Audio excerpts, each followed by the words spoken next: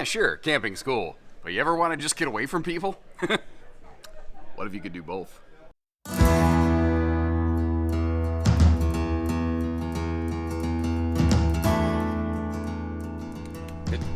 Well, that's right.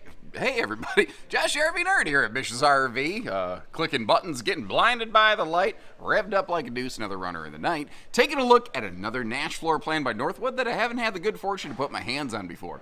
So, as you'll see written all over this camper, it says off the grid. They have an optional off-the-grid package that goes on top of the Nash travel trailer that basically, it bulks it up like, you know, the big aggressive knobby tires, I guess so that you don't spin out in the mud or whatever, but expands the solar, puts like a cargo or potentially generator tray in the front. Well, you know, it would be cargo, because this actually is one of the very few travel trailers that has a built-in on-board accommodation for a generator. So it comes prepped as we're seeing it here. A generator is something you could add, depending on how you intend to use it. And on the inside, this is like log cabin classic, warm, welcoming, and this could be a great solo or couples model. It does have some decent kind of seating area if you want to have some friends over and enjoy the afternoon. With the sofa and the dinette, you could sleep a couple guests, maybe if Uncle Gary ties one on, or you got a little grandbaby or a big dog or something like that, you know.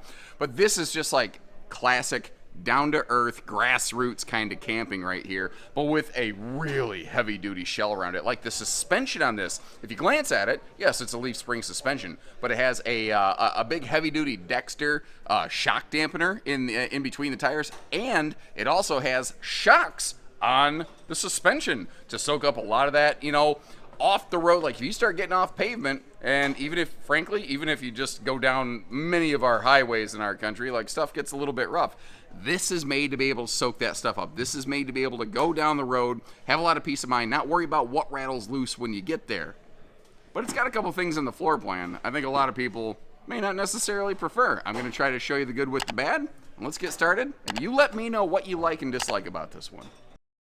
And I know I say this a lot with Northwood, but this is such like a classic layout.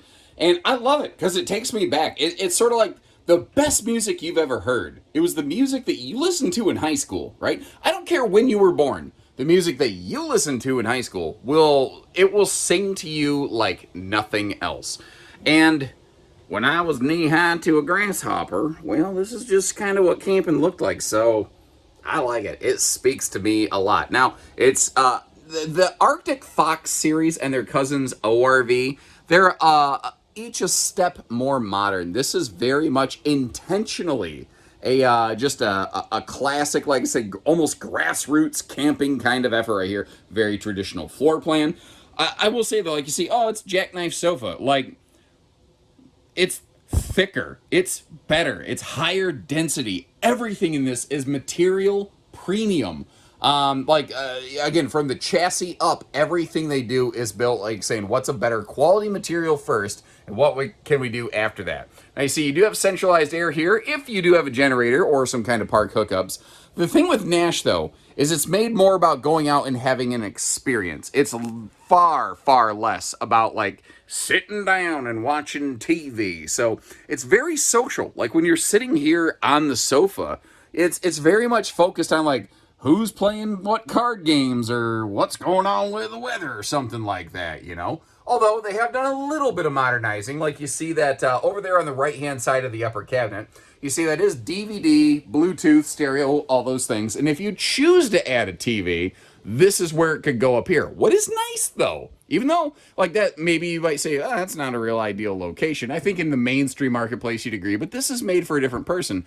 They are at least running HDMI wiring, plus you've got handy little things like 12-volt and USB plugs up there. So if you wanted to get a little TV, you had like an old flat screen in the basement, you mounted up there, you could just grab like a little Amazon Fire Roku stick or something like that. You could power that sucker up basically and theoretically enjoy some pretty modern entertainment. Now, I was almost a little bit surprised with this floor plan, the way that it works out.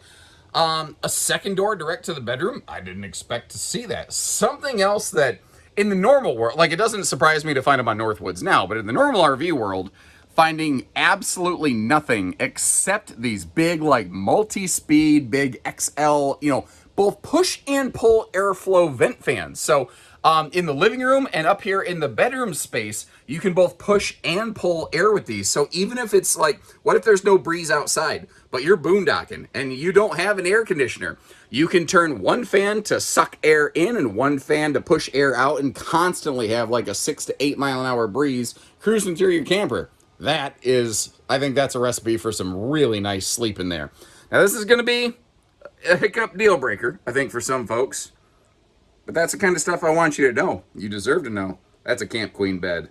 That is a short queen, and there's not enough space at the foot of that. If you want to put in a true queen and walk around it, ain't gonna happen. What is also nice, though, they don't screw around when it comes to mattresses. Like I said, they are material premium. Now, there's no mattress that every single person's going to enjoy, but I have so much respect for the fact that they are actually trying to do something different and trying to do something better. And that is on a gas strut lift system, and the struts are tweaked so highly that the mattress is barely sitting down right now. Like, it almost jumped up at me and about biffed me in the face, which was kind of funny. Also, some nice little details. Like, they've had household outlets around for a while, but as they have added a couple little modern touches, it might be a little dark in there, a little tricky to see. They have added up in their little headboard area here some USB outlets, which makes it very phone charge friendly. Now, you see you've got that little remote control over there. That is for that fan that's above us. So you can be laying right in bed, have that controller above your head and have the air going, or have it in its handy little side socket holder right there. Now looking at storage here, that's something classic layouts, classic designs do very, very well. This is all pocket screwed cabinetry, very thick, heavy physical weight. Hardwood cabinet doors and drawer fronts on these. And again, that storage under the bed jumps right up at you. So this is a heavy mattress. If you wanted to go heavier still, they're going to be up to the job. You're not going to have to like rebuild stuff, which is kind of nice. You haven't seen it yet, but on the slide side by the sofa where I was sitting earlier, there's another one of those remote controls for the big XL vent fan here in the kitchen and living room, which I think is very cool. And this is a very kind of, again, classic floor plan with that L-shaped kitchen right by the door. It's actually very reminiscent of, if you really look at this model, this is kind of similar to a lot of motorhome design, where you can walk in, there's a little L-shaped kitchen that you sort of weave through to get up to the living area or the cab. But instead of a cab that you drive, this one just has a bed that you sleep on, and then you haul the whole thing around. It's a toter home, as I like to call them. Again, very classic. They are, pardon me, floor heating vents on these, because they are something like they build things to keep warm, and that is a more effective heating solution right there. You can always cover them up, throw a throw rug on it, and if you don't like those options, you can always exercise the right not to purchase this trailer, you know. But I respect if somebody wants to chime in and say, oh, floor vents. I'm not mad at that. I respect that, and I really like and appreciate and welcome that footage, because that's feedback, because that's the kind of stuff that we can share with manufacturers, and because sometimes I swear they're like guessing at what people want, not really knowing it very much. Did you notice under the dinette, they're using basically, so like where they cut that window out, they repurpose that chunk that they use. That is the decking under their, the seating in here. It's like a big true 2-inch thick laminated chunk of stuff that you ain't ever going to overload. Like somebody say, oh, I heard some laminated floors get soft. Not when they're only like 2 foot by 2 foot. Not like that thick. No, they don't do that. Gas electric refrigerator freezer.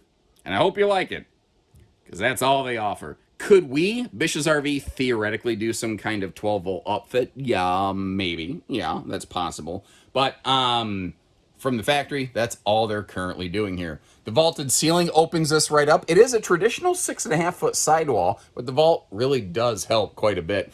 And they're still using very traditional looking light fixtures, but they are all LED, which is kind of cool. And just to give you an idea for how these are working, I've got this running at about 50% right now, and I've got it on suck the air out mode. And there you go. You can see that she's doing a heck of a job. It's sucking my face off over here, basically. And just in case you forgot which one of these you bought, even on the inside of the RV, they make sure you know it's the off-the-grid version. This is also kind of funny to me. This floor plan's been around for a while, and they didn't always used to do it with solar. And they're like, where do we put the charge controller? And it's kind of funny. It's kind of weird. But I actually think it's kind of a brilliant spot because you don't really need to touch it much. You just sort of need to be able to see it and monitor it, and there you go. Now, this floor plan, it's a little tricky in like the angle that I'm at. Remember that you do have that pantry around the corner there next to the refrigerator. So, like I said, the total storage in this is pretty good, really. Headroom in the shower is okay. You know, the way that this one works out, the vaulted ceiling didn't give me a huge amount of additional interior height, and I'm gonna sneeze. Ooh, pardon me. Now, normally I try to get away from that, and if you pluck your nose, and if you just say banana, banana, banana, banana, banana as fast as you can, it actually works pretty well. Try it sometime. Do it when you're in a public place. Nobody will look at you funny, believe me.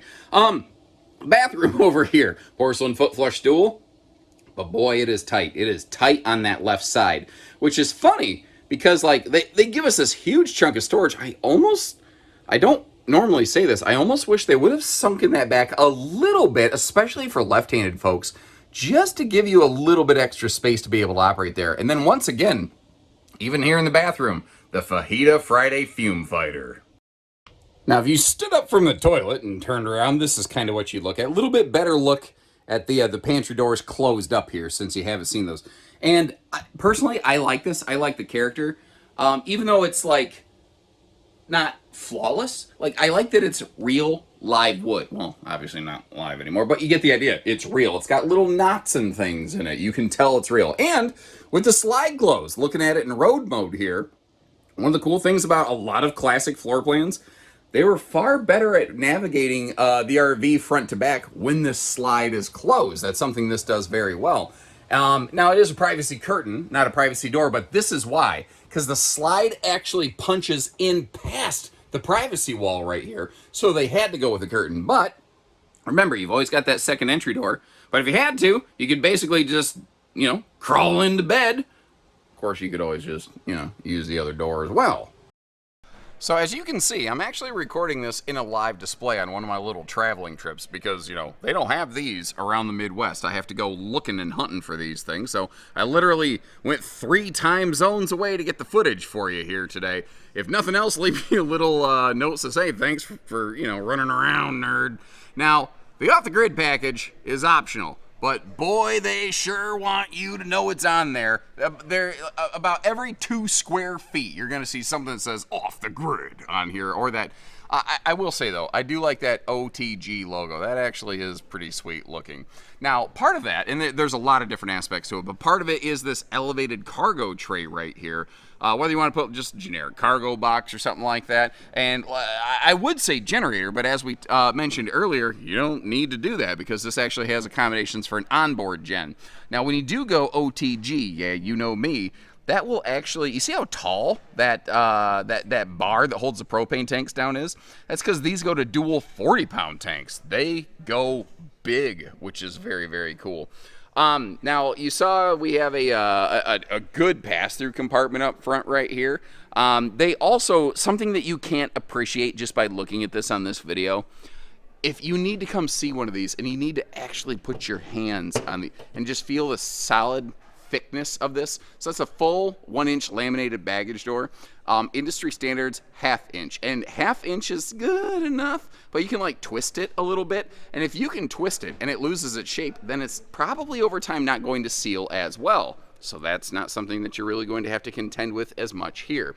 Now, it's the build on a Northwood that's probably truly their greatest signature calling card. They have aluminum structure, laminated walls. They also completely custom craft their own chassis. They're not buying that from like a supplier. So they're able, on a per floor plan basis, to bulk up the construction and the structure of this where they need to. And where I think that's most critical for something that you might take off paved roads is right here around the tires where you hang the axles. They actually had a lot of extra gusseting and structure. You can see a little bit of that right here. If you look in there, you see that extra triangular vertical piece right there. That's just extra structure they're putting in there to make sure at the most critical stress point, it's bulked up. Now, the off-the-grid package is giving us those crazy aggressive looking tires. And like I said, you've got that Dexter Easy Flex kind of suspension shock dampening shackle right there. But as we kind of saw in our early floor plan in a flash, one of the things this RV also has is legit shocks. 4 shocks, 1 for each tire.